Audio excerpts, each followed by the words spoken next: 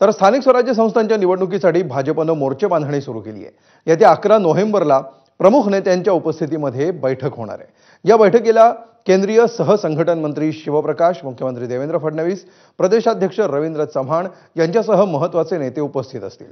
आगामी स्थानिक स्वराज्य संस्थांच्या निवडणुकीसाठी भाजपची रणनीती ठरवण्यात येणार आहे। संघटन आणि सरकारमधील महत्त्वाच्या नेत्यांना निवडणुकीची जबाबदारी दिली जाणार आहे।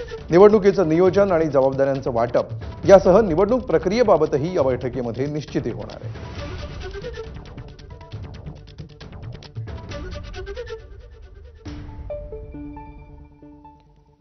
तर कल्याण डोंबिवली महानगरपालिका निवडणुकीच्या तोंडावर भाजप प्रदेशाध्यक्ष रवींद्र चव्हाणांनी मोठी राजकीय खेळी खेळली। चव्हाणांनी ठाकरेंच्या शिवसेनेचे माजी नगरसेवक दीपेश म्हात्रेंचा भाजप प्रवेश करून घेतला। ठाकरेंसाठी हा धक्का असला तरी एकनाथ शिंदेंचा बालेकिल्ला असलेल्या कल्याण डोंबिवलीमध्ये शह देण्याची भाजपची ही खेळी असल्याची चर्चा आहे। श्रीकांत शिंदे हे विद्यमान खासदार आहेत, त्यामुळे स्वबळाची तयारी करणाऱ्या भाजपनं दीपेश म्हात्रेंच्या पक्षप्रवेशानं एकाच दगडात 2 पक्षी मारल्याची चर्चा रंगली।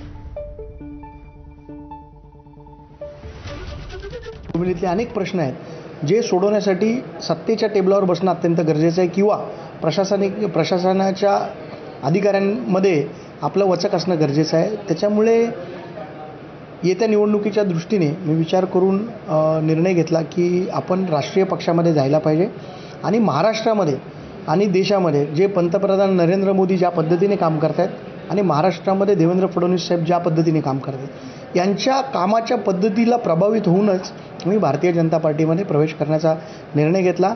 आज भारतीय जनता पार्टीचे प्रदेशाध्यक्ष रवींद्र चव्हाण साहेब त्यांच्या नेतृत्वाखाली मी आज प्रवेश घेतला। तर ठाण्यामध्ये एकनाथ शिंदेंच्या शिवसेनेनं भाजपला धक्का दिलाय।